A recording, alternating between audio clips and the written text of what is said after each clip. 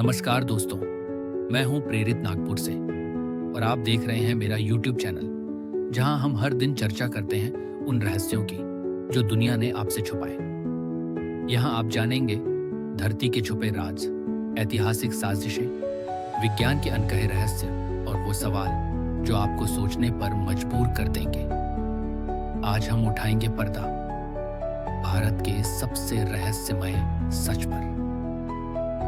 क्या सच में धरती पर कोई ऐसी जगह है जहां आज भी हजारों साल पुराने ऋषि जीवित हैं, जहां समय थम जाता है, जहां शरीर मरता नहीं और जहां आत्मा पूर्ण ज्ञान प्राप्त करती है?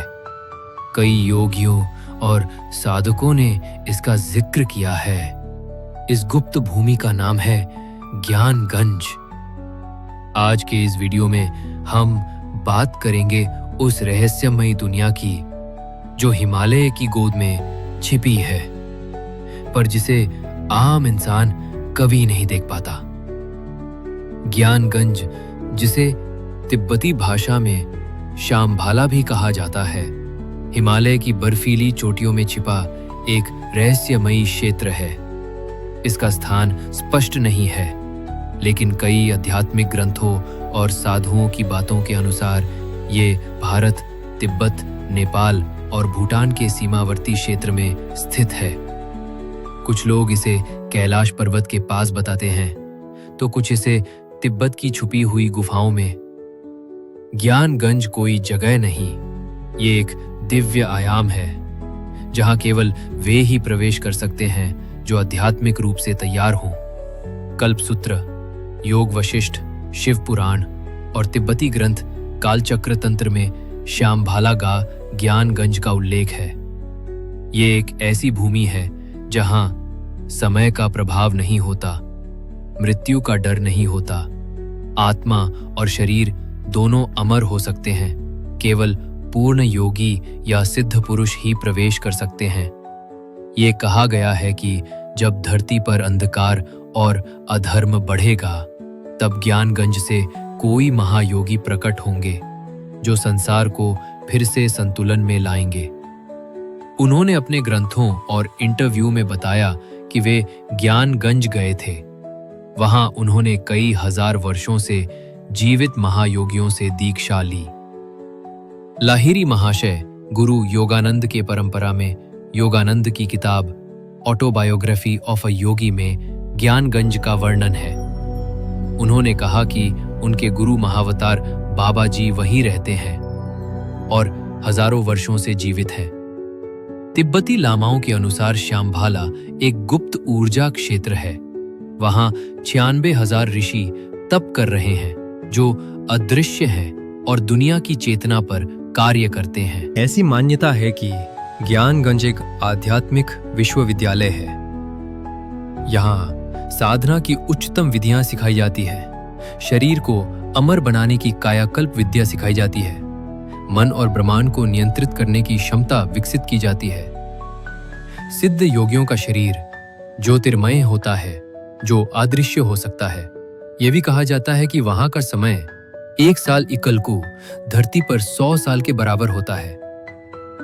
यानी कोई साधु वहां 1 वर्ष रहे तो जब वो लौटे धरती पर 100 साल बीत चुके होते हैं। अब तक कोई वैज्ञानिक या एक्सप्लोरर ज्ञानगंज तक नहीं पहुंच सका।